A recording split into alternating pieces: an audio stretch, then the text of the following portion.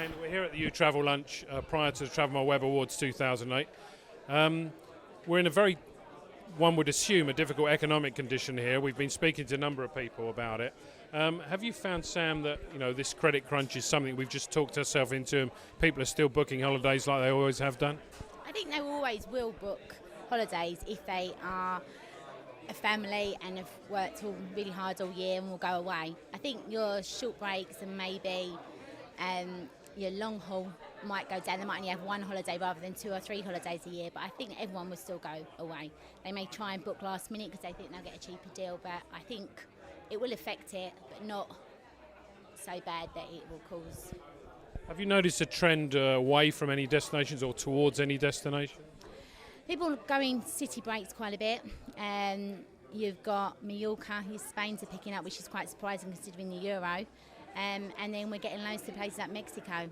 So I think that's the dollar though. So your normal Sharm is still busy, but I don't believe it's as busy as it was. But that could be the flight seats though. Liz, presumably this puts a lot of pressure on you as you travel to make sure your margins are kept up with your hotels, and therefore you can pass any of those benefits onto your clients. Absolutely. I think, as Sam said, with the euro at the moment, we're certainly seeing an increase in bookings to Turkey over the last couple of weeks. Egypt has always been very strong for us and is continuing to stay strong. Greece, as we come near into the summer, will start to really pick up for us. And that's the areas that obviously our agents are booking because we can pass on better savings to them in those destinations. Tony, have you noticed any significant change in it? I mean, there's a sort of a feeling that we're more or less talking ourselves into a recession rather than actually being one. I totally agree. I strongly believe that most people this day and age, they don't see as a holiday as a luxury anymore. They see it as a necessity, and they budget for it at the beginning of their year. There may be a difference where people were considering taking a long-haul destination, maybe thinking, okay, we'll wait for another year, and they'll still do a short-haul destination. But I don't see this as a significant impact. The credit crunch, as you're putting it, will impact whatsoever. Presumably the strength of the pound against the dollar and against other non-EU currencies, however, makes a long-haul travel a slightly more attractive prospect at the moment. It is a slightly more attractive prospect, but I think, again, with the strengthening of the euro, a lot of people will just put the money on their credit card and worry about it at a later stage. It's it's almost a part of day-to-day life. I can't see the fact that the euro being as strong as it is will deter a lot of people from taking a normal holiday to Spain, to Portugal, to Greece, especially when clients are going all-inclusive. The majority of people who go in all-inclusive aren't the type of people, dare I say it, that will go out and have a nice meal in the evening with their partners, with their kids, go for drinks in a nice bar. Generally, most of these people are camped at a hotel, and so what happens on the outside doesn't really affect them. Liz, do you find that perhaps that the last time we faced a recession, relatively speaking, aeroplane costs, air ticket was a lot more expensive these days. So in fact, the perhaps holidaying, vacationing is less sensitive to changes in economic demand than perhaps they were, say, 10 years ago.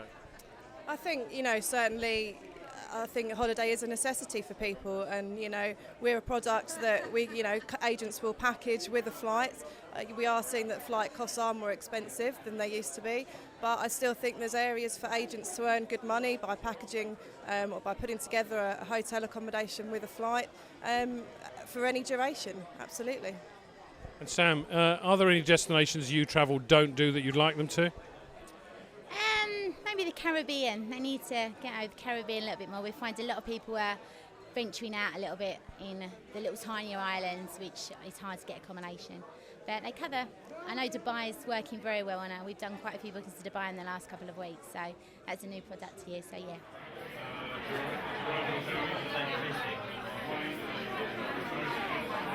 Now, we've heard a lot in the press recently, lots of depressing stories about the economy, about the credit crunch. Paul, perhaps I can come to you first. You're one of the major providers of accommodation only in the UK, in the travel industry. What's business been like for you? I think the year started very well. January and February got off to a good start. I think most of the industry has said that the last few weeks, sort of into March and April, have been quite tough. But I think as we're coming into May, following the bank holiday, business has started to improve. And too early to say yet, but we're hoping for quite a strong high season. Cool. Chris, I mean, in these days of squeezed credit and so on, are you pushing suppliers like You Travel for better margins? Yeah, you do try and do that. I just believe that the general clients are being a bit more cautious, so I still believe that there are people booking out there. Now, even though the media is sort of a bit bad at the moment, there's still people out there that are booking, but they're just a bit more cautious now, as opposed to a bit more free and easy in the past. But yeah, you've got to do that. You've got to approach all your suppliers and try and get that bit extra. You have to. It's the way it works, but it's the same every year. You do the same thing every year. But Charlie, how's business for you? I mean, do you think we're talking ourselves into a recession, or have you noticed any difference? In terms of travel, the general perception out there is that the businesses are pretty bad. But thinking about travel, the general public will still go on holiday. Whether they choose to go on a 2-week holiday or a 10-day holiday, they'll just change the way they actually do holidaying. People still want to go on holiday. It's just a way of life, really, now. Somebody spending £1,000 might not spend £1,000 this year, but will probably spend £800 on a holiday. So everybody will still go on holiday. So I reckon we'll probably have a fantastic summer. And what about things like currency fluctuations? Obviously, if a lot of the inventory that You Travel has is a euro-based economy. Have you found that a problem? For us, because we don't actually commit to anything, I mean, we don't actually find that a problem. However, prices are slightly more expensive than what they used to be. But again, it's the same thing. If somebody wants to go on holiday for 7 days, they'll go on a 5-day holiday or a 3-day holiday, but they'll probably do it 2 or 3 times. They'll probably go on holiday as and when they can actually afford it. Because the availability is there, choice is there now for customers, on the internet, on calling over the phone. So there's quite a lot of bits that's still out there which customers have got choices on. Chris, have you noticed any rise in dollar-based economy with destination? Not really. I've noticed in non-sort of EU countries, i.e. Turkey, I've noticed that there's been an increase in that market. Spain has gone down a little bit, to be honest, but with regards to sort of non-EU countries, I've noticed that they've actually gone up quite a fair bit. And I feel these might be the destinations that you might concentrate on. As Charlie was saying, somebody that spends £1,000 is maybe spending about £700 and maybe choosing somewhere a bit different. And I feel that will be a bit stronger. So concentrate on the products where they're not really using the EU currency, the euro currency. And Paul, in terms of general development as far as You Travel is concerned, are you going to be looking, I mean, you've spoken recently in the press, in fact, on Travel Mole about the future.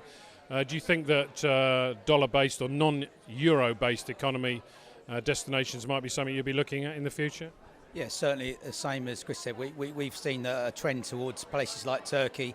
Egypt has remained strong throughout the winter. And I think that people are looking for non-Eurozone destinations to go to. And I agree what the guys say. People will still go away.